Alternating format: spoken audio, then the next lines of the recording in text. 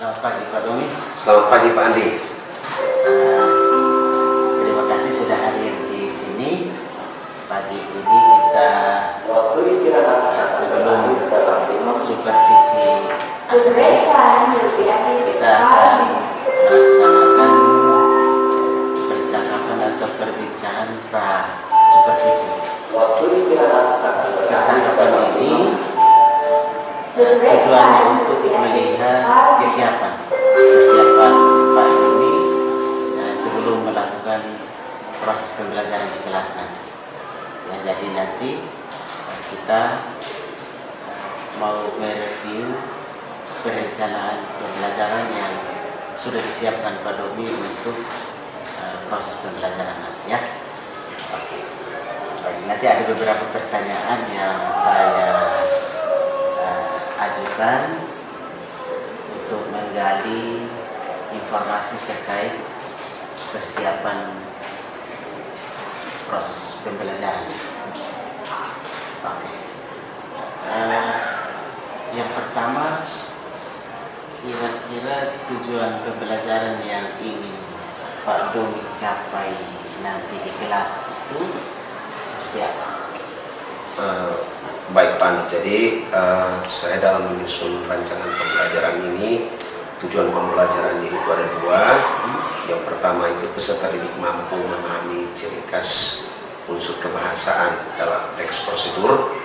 Yang kedua itu peserta didik dapat mengimplementasikan ciri khas atau language feature dari prosedur teks ini. Ya. Ada dua tujuan pembelajarannya. Siapa? Memahami unsur kebahasaan dan mengimplementasikan unsur kebahasaan tersebut. Unsur kebahasaan prosedur teks. Prosedur teks ya. Siap. Oke. Nah, terkait dengan tujuan pembelajaran itu, kira-kira area pengembangan yang nanti Pak Domi ingin capai dalam proses pembelajaran itu apa sebenarnya? Kira-kira apa? Kalau dari area pengembangan itu saya kasih 2 poin yang akan dikembangkan oleh peserta didik dalam pembelajaran ini. Ya. Yang pertama itu area pengetahuan. Okay. Pengetahuan tentang penggunaan bahasa. Penggunaan bahasa tentunya kaitannya dengan bahasa dalam teks prosedur. Ya. Yang kedua itu keterampilan berkomunikasi. Ya, komunikasi, keterampilan berkomunikasi. Artinya tahu secara lisan, kemudian harus mampu menyampaikan ya dalam bentuk lisan maupun tertulis. Jadi ada dua ya, area pengetahuan dan keterampilan. Nah, untuk mencapai itu rancangan pembelajaran yang Pak Domi siapkan dalam rencana untuk mengadakan proses pembelajaran nanti dalam hal dari segi strategi, metode, dan model pembelajaran itu seperti apa Pak Domi rencana? Baik Pak Andi, jadi dalam rancangan saya ini kan saya merancang pembelajaran ini berdasarkan karakteristik peserta didik ya, atau keadaan konkret peserta didik di sekolah kita ya. Jadi saya pakai strategi ATM ya, amati, tiru, dan modifikasi. Artinya sudah ada sumber pembelajaran yang saya siapkan sendiri maupun dari video atau tutorial dari YouTube ya, yang kemudian saya berikan kepada peserta didik untuk bisa ditiru dan dimodifikasi. Ya. Kemudian metode pembelajaran yang saya gunakan itu adalah GTM ya, Grammar Translation Method. Ya. Karena kan peserta didik di sini itu kan semuanya tidak mampu berkomunikasi dengan bahasa Inggris secara baik, karena memang keadaan kita di sini itu tidak menunjang untuk anak-anak bisa menggunakan bahasa Inggris secara total dalam pembelajaran bahasa Inggris. Kemudian yang kedua itu, metode yang saya gunakan yang kedua itu adalah TPR ya.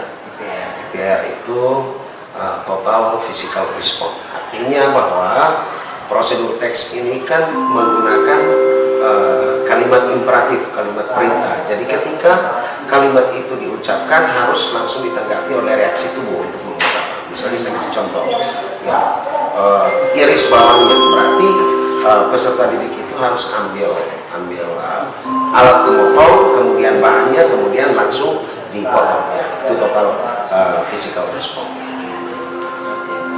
Kalau model pembelajarannya, itu model pembelajaran itu apa tadi?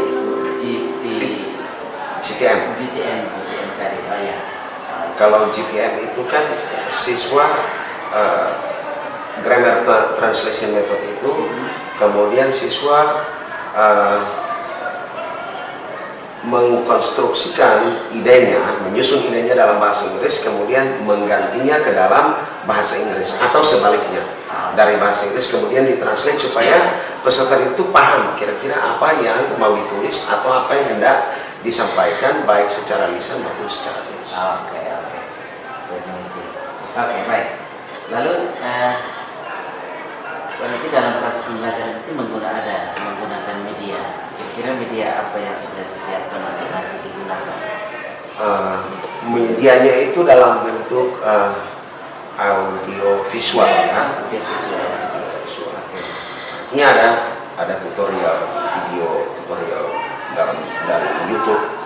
Kemudian peserta mendengar, ya. Kemudian ada alat peraga dalam bentuk pola yang saya siapkan, bentuk gambar. Kemudian ya, siswa melihat, meniru dan membuat seperti yang sudah dilihat atau diamati. Medianya itu berupa video, ada gambar, ya. Ada bahan bacaan, ada sumber belajar. Ya, benar. Ya. Lalu itu kira-kira nanti kapan Pak Doni mau melaksanakan pembelajaran ini? Saya kira perancangan saya itu nanti akan dilaksanakan minggu depan, ya, hari Senin. Minggu depan hari Senin, ya. Itu di jam berapa? Jam pertama sampai dengan jam kedua. Jam pertama sampai dengan jam kedua. Di kelas 10-11. Ya. Oke. Kalau begitu nanti hari Senin depan di jam pertama dan kedua akan saya datang kelas 10-12 10-11 untuk mengamati proses pembelajaran yang dilakukan oleh Pak Domi bersama anak-anak di sana. Lalu nanti saya akan mencatat beberapa hal yang terjadi di sana, tujuannya untuk evaluasi dan perbaikan hal-hal yang perlu ditingkatkan atau hal yang perlu diperbaiki dalam proses pembelajaran nanti, ya. Oke, nanti kita akan bertemu lagi di hari Senin depan. Diskusi kita, bincang-bincang kita ini sampai di sini. Kita bertemu lagi di minggu depan dan selamat mempersiapkan diri untuk proses pembelajaran yang minggu depan. Terima kasih sudah bersedia untuk berbincang dengan saya di sini sebelum supervisi nanti. Terima kasih. Terima kasih.